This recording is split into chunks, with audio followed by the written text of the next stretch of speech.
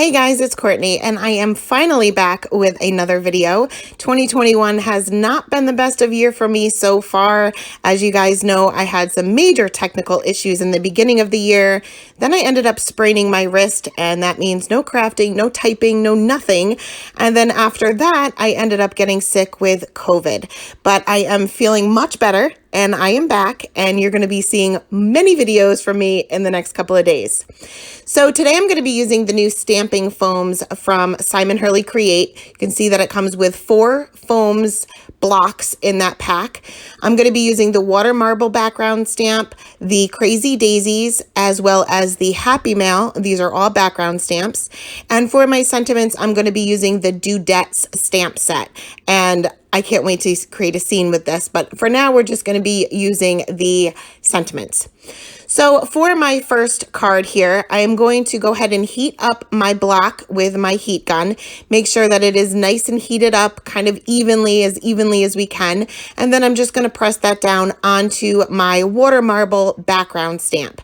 Now, I'm sure you've seen these being used before, but if not, there's plenty of videos out there. And you can see that I get the impression of the stamp right in onto my stamping foam.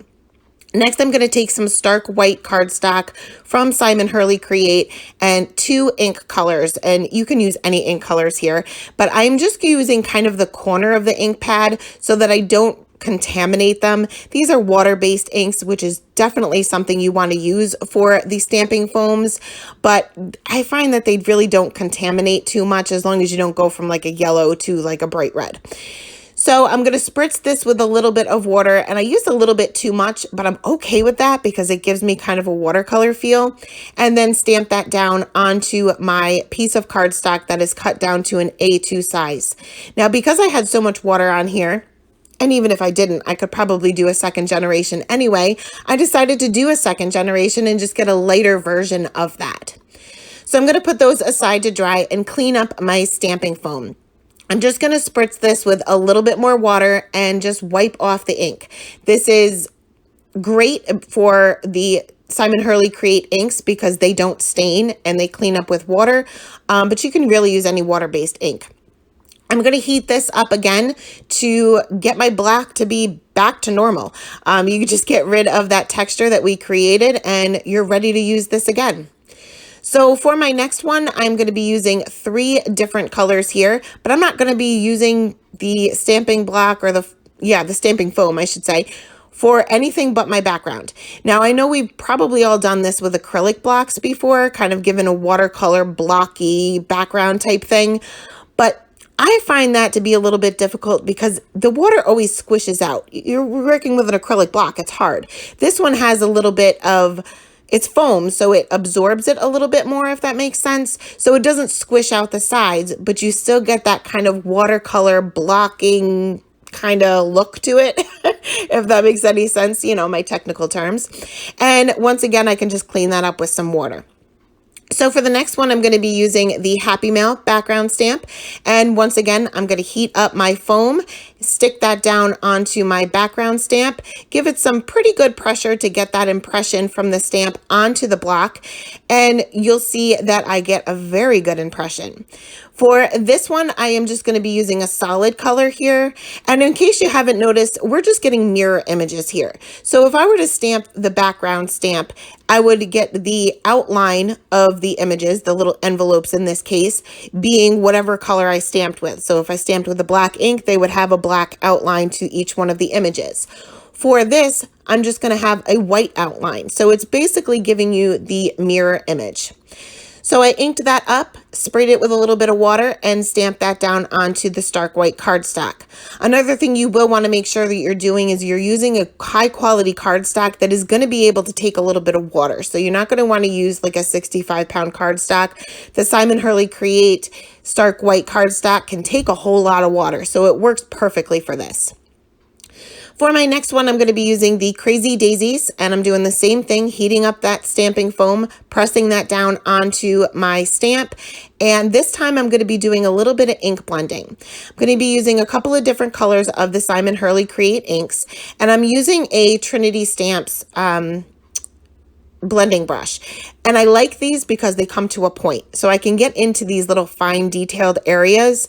You can certainly use anything that you're comfortable with. I know that Ranger makes mini ink blending tools, like really mini, not the regular mini ones, but ones that are kind of like look like little pencils. And they have little foam dots on the ends of them, and you can certainly use those. I just don't have any, so this is the next best thing. So I'm not going for a perfect look here because this kind of gives a watercolor feel to it. I'm okay with not being perfect, and nothing should be perfect if it's handmade anyway. So I'm kind of just putting my colors in the areas that they need to be. So obviously the greens, where the leaves and stems are, but I'm not necessarily worried about staying right in the lines. I just want the overall effect of the color. Now, in order to fill in my background, I'm going to bring in a light blue because I want this to kind of be a pastel kind of look to it. And I'm just going to fill in those areas that I left blank. You don't necessarily need to do this, but if you want kind of like a blocked look on your card, you're going to want to make sure that you have some sort of background color so that it becomes one image rather than just kind of some random images. But that's totally up to you, totally personal preference. So again, I'm just kind of being sort of kind of careful, but not really, as far as filling in my background. Once again, I will spritz that with a little bit of water and stick that down onto my cardstock.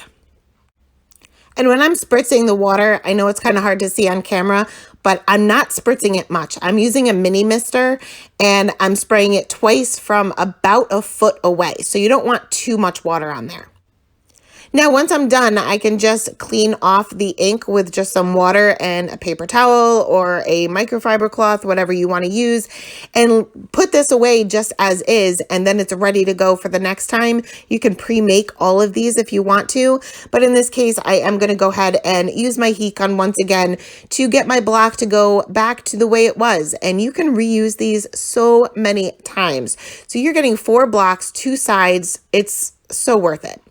So next, we are going to make these into very, very simple cards because I'm going to be sending out a whole ton of cards for my very close crafty friends that I have not had contact with in a very long time. So I figured a handmade card, even if it is quick and simple, is just what is needed at this point. So for this first one, I went ahead and cut out my little square there, or my rectangle, I should say, because I didn't stamp it evenly. So if you don't stamp it evenly, that's all right. Just cut it out and layer it. So I layered this onto a piece of black cardstock and then stuck some foam tape on the back of that to stick that down right onto a white card base right in the center. And that way it will be more centered because I didn't stamp it centered. To finish this one off, I am just going to add one of the sentiments from the Dudettes stamp set, and I am going to take some black cardstock, treat that with my anti-static tool, and stamp out my sentiment with my very dirty Versamark ink pad. Sprinkle on some white embossing powder and heat set that. You want to make sure that your heat gun is heated up for at least a couple of seconds before bringing that to the paper, and this will minimize the amount of warping that you get. If you add too much heat to any kind of cardstock, it will warp it. This is heavyweight cardstock, so I really don't have too much of a problem, but if you do use thinner cardstock, you want to make sure that you're heating up that heat gun ahead of time. I'm going to bring out my mini tonic trimmer here and cutting that out just a little bit larger than the sentiment itself. Played around with the placement a little bit on this, but ultimately just decided to stick this right down in the center. I already have my main panel popped up, so I just glued this flat down. For my next one, I am going to leave this as is.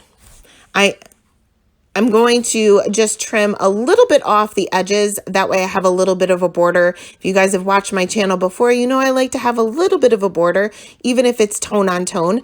And I am going to adhere this down to my white A2 size card base. Again, just leaving a little bit of a border on all 4 sides.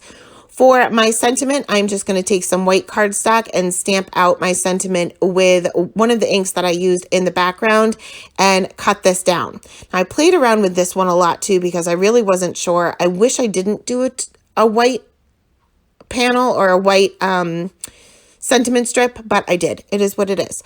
So I played around a lot with this one. I didn't like it just all the way across the card panel, so I decided to fishtail both ends of it. I thought that that would kind of bring it out a little bit, but because I have a white card base, a white panel, and a white sentiment strip, it just wasn't looking good. So I tried to cut off one side of it at an angle and the other side straight. That still wasn't looking good. So I decided to just trim it down altogether. And because I can't cut a straight line to save my life, I ended up having to bring out my trimmer just to make sure that those lines were straight, and then stuck that down towards the bottom. I had a little bit of a smudge there that I wanted to not necessarily cover up, but disguise a little bit.